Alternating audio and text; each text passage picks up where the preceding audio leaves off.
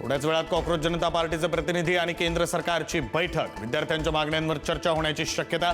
CJP सोबत चर्चेपूर्वी नड्डा आणि जितेंद्र सिंह यांची अमित शहांसोबत चर्चा.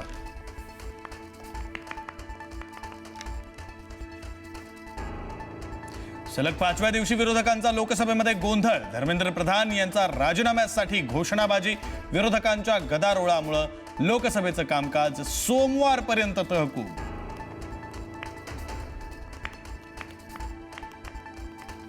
नीट पेपर फुटी प्रकरणामध्ये दोषींना शिक्षा करण्यासाठी सरकार नवीन विधेयक आणणार. पंतप्रधान मोदी यांची सोशल मीडियावर व्हिडिओ पोस्ट करत माहिती. सोमवारी विधेयक मांडण्यात येणार, मोदींचं आश्वासन.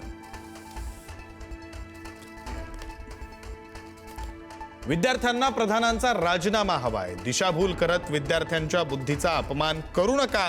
पंतप्रधान मोदींच्या व्हिडिओनंतर लोकसभेचे विरोधी पक्षनेते राहुल गांधी यांची प्रतिक्रिया. अखेर सोनम वांगचुक यांचं उपोषण मागे. 26व्या दिवशी वांगचुक यांनी सोडलं उपोषण. जेपी नड्डा, जितेंद्र सिंह यांच्या उपस्थितीमध्ये उपोषण मागे. 65 खासदारांनी भेट घेतल्यानं उपोषण सोडल्याची वांगचुक यांची माहिती.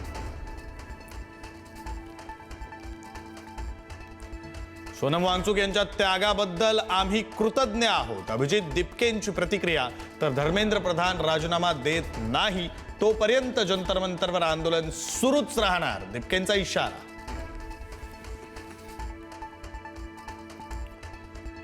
संजय राऊतांनी घेतली राज ठाकरेंची भेट. शिवतीर्थ निवासस्थानी जाऊन घेतली भेट. नीट पेपरफुटी संदर्भात आंदोलनावर चर्चा झाल्याची शक्यता.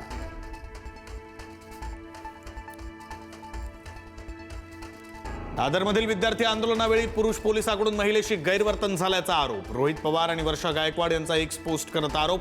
तर व्हिडिओचा बेजबाबदारपणे चुकीचा अर्थ लावला जातोय, मुंबई पोलिसांचं स्पष्टीकरण.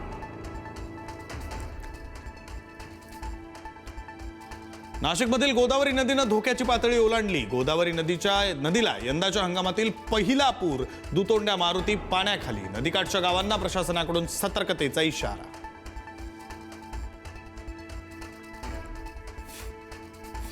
नाशिकच्या चांदोरी गावातील 40 कुटुंबांचं स्थलांतर. चांदोरी गावाला पुराच्या पाण्यानं वेढा घातल्यानं प्रशासनाकडून खबरदारी. गोदावरी नदीनं धोक्याची पातळी ओलांडल्यानं प्रशासन अलर्ट मोडवर. पालघरमधील मुसळधार पावसामुळे सूर्या नदीकाठच्या गावांमध्ये पूरस्थिती गंभीर. वस्त्यांमध्ये तब्बल 24 तासांहून अधिक काळ पुराचं पाणी. नागरिकांचा घरांवर आसरा, तर बोटीच्या मदतीनं नागरिकांचं रेस्क्यू. मुंबईसह पालघर, ठाण्यामध्ये मुसळधार पावसाचा इशारा. मुंबईसाठी ऑरेंज अलर्ट, तर ठाणे आणि पालघर जिल्ह्यांसाठी रेड अलर्ट. आजही पावसाचा जोर कायम राहणार.